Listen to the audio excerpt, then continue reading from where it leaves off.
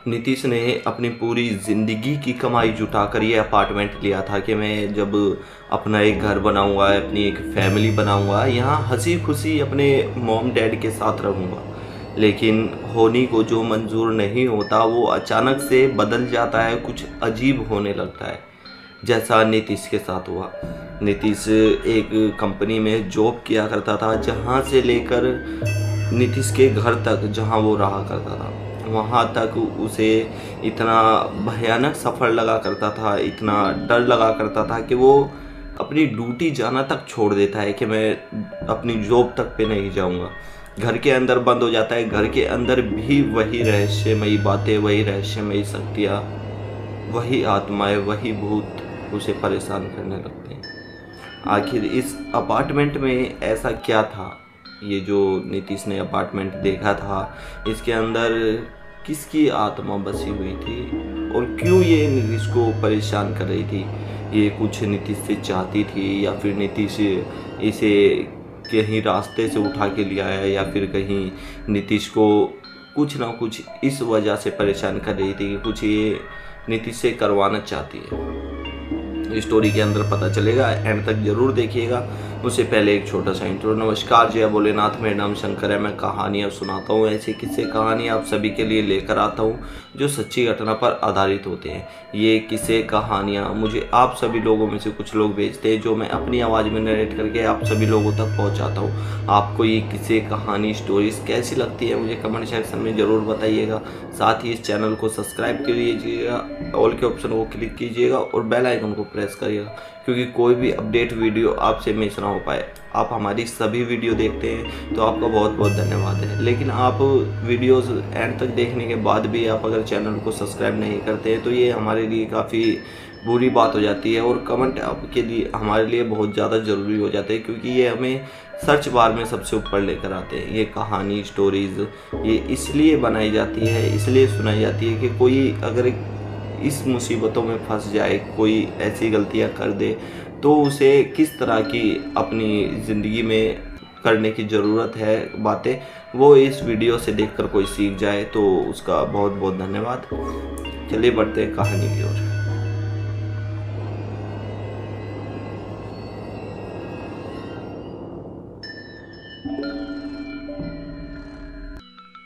नीतीश दिल्ली के एक बढ़िया इलाके में रहता था, लक्ष्मी नगर। लक्ष्मी नगर का एरिया काफ़ी अच्छा है, ठीक है। जो रिच लोग होते हैं वो भी वहाँ जाकर रहते हैं, जो गरीब लोग होते हैं वो भी रहते हैं। लेकिन जिस तरह मुंबई में दो जगह बांट रखी है, इस तरह लक्ष्मी नगर में भी बटी हुई है। तो अब नीतीश वहाँ झोपड़पट्टी में रहा करता था, मतलब झोपड़पट्टी मतलब गरीब थे। अच्छी पढ़ाई लिखाई की, अच्छी नौकरी लगा, जिसके बाद बहुत मेहनत, बहुत काम करने के बाद अपनी 23-24 साल की उम्र में उसने एक अपार्टमेंट खरीदा, जो कि उसने किस्तों पे लिया था कि मैं अपनी लाइफ टाइम जॉब करते रहूँगा और धीरे धीरे इसे भर के उतार दूँगा। लेकिन शायद नीतीश को ये नहीं पता था कि कौन सी मुसीबत उसका इंतज़ार कर रही है। नीतीश जैसे जैसे काम करता गया, जैसे जैसे अपनी फ्लैट के लिए करता गया, तो नीतीश ने सोचा कि अब मैं जहाँ रहता हूँ वहाँ से अब फ्लैट में रहना शुरू कर देता हूँ, क्योंकि अब ये मेरा तो हो ही गया है, मुझे जब इसकी किस्त भरनी है तो अब यहीं रहता हूँ। तो नीतीश उस अपार्टमेंट में रहने लगता है अकेला। रोज़ आता है ड्यूटी, रोज़ जाता है। 2-3 दिन तो सही बीतते हैं। तीसरे दिन नीतीश रात के समय पर दब जाता है। जैसे रात को किसी सपने में आपको महसूस होता है ना कि छाती पर कोई बैठा है, इसी तरह का कुछ महसूस होता है, और वो सपने के अंदर दब जाता है, परेशान हो जाता है, पसीना पसीना, ठंड के मौसम में पसीना पसीना हो जाता है, एकदम से उठता है, देखता है इधर उधर कोई भी नहीं है। लेकिन सपना बेहद भयानक आया था। इस सपने ने नीतीश को इतना डरा दिया था, इतना परेशान कर दिया था कि अब नींदें उड़ चुकी थी। नीतीश रात के 3 बजे ही जाग चुका था और उसे नींद अब आ नहीं रही थी किसी भी कीमत पर। नीतीश जागते जागते यही सोच रहा था कि मुझे आज तक ऐसा सपना नहीं आया है, और आज ये कैसा सपना था अजीब सा, कौन है वो और क्यों मेरे पीछे पड़ी है। सपने में उसके पीछे कोई लेडीज़ पड़ी थी, उसकी जान लेना चाहती थी। नीतीश पूरी रात यूँ ही जागता रहता है, 3 बजे से सुबह 6 बजे तक। फिर तैयार वैयार होना शुरू हो जाता है, 8 बजे अपने ऑफिस जाता है, ऑफिस में बैठता है। ऑफिस में पहली बार नीतीश के साथ ऐसा हो रहा था कि कुछ था जो उसको अजीब लग रहा था, कुछ था जो उसे परेशान कर रहा था। ना वॉशरूम जाने देता, ना काम करने देता, ना किसी और चीज़ में उसका मन लगने देता। नीतीश ये सोच रहा था कि आखिर ऐसा है क्या जो मुझे परेशान कर रहा है। रोज़ तो दिन अच्छा बीतता है, आज मेरे साथ ये क्या हो रहा है।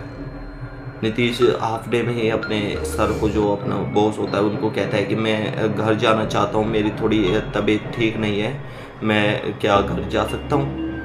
बॉस नीतीश को देखकर कहता है कि हाँ तुम जाओ घर, आज तक तो तुमने ऐसा नहीं कहा है, जब आज कह रहे हो तो दिक्कत होगी, जब तो आप चले जाओ। नीतीश घर चला जाता है। नीतीश घर जाता है जब रास्ते में दोपहर के समय पे, ये लंच का समय करीब 1 से 2 बजे के बीच का, 1 से ढाई मान लो, 1 से ढाई बजे के बीच का है। नीतीश को दोपहर के समय में ही कोई परछाई, कोई ऐसी शक्ति जो अनजानी है, अनसुनी है, वो महसूस होने लगती है। नीतीश कैसे ना कैसे करके घर पहुंचता है। अब जो शक्ति उसे महसूस हो रही थी वो उसे अपने अपार्टमेंट में महसूस हो रही है।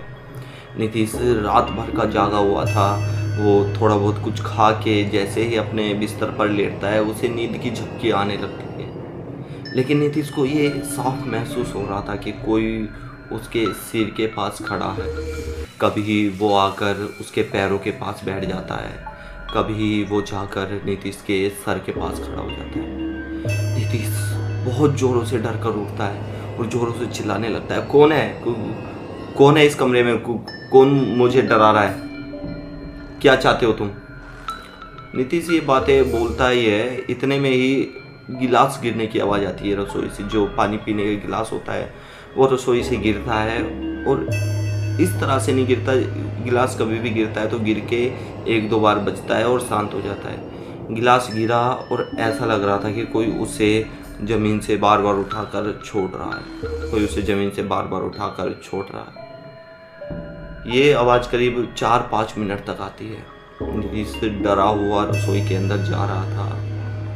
रसोई के अंदर जाते जाते अपने मन में भगवान का नाम ले रहा था, ये भगवान कुछ भी है, अला बला टाल, ये कर वो कर। नीतीश जब रसोई तक पहुंचता है और जब देखता है कि रसोई के अंदर क्या है तो उसके पैरों तले ज़मीन खिसक जाती है। जो चेहरा आज नीतीश ने देखा था, ऐसा चेहरा शायद ही ज़िंदगी में कभी नीतीश ने देखा हो। नीतीश इस अपार्टमेंट को अब छोड़ेगा या इसके अंदर रहेगा, ये आत्मा नीतीश के साथ कहाँ से आई है। क्या ये अपार्टमेंट इसी रूह का है, इसी आत्मा का है, यही इस अपार्टमेंट में रहती है। ये आपको पता चलेगा नेक्स्ट पार्ट में। गाली मत देना यार, नेक्स्ट पार्ट बनाना पड़ता है।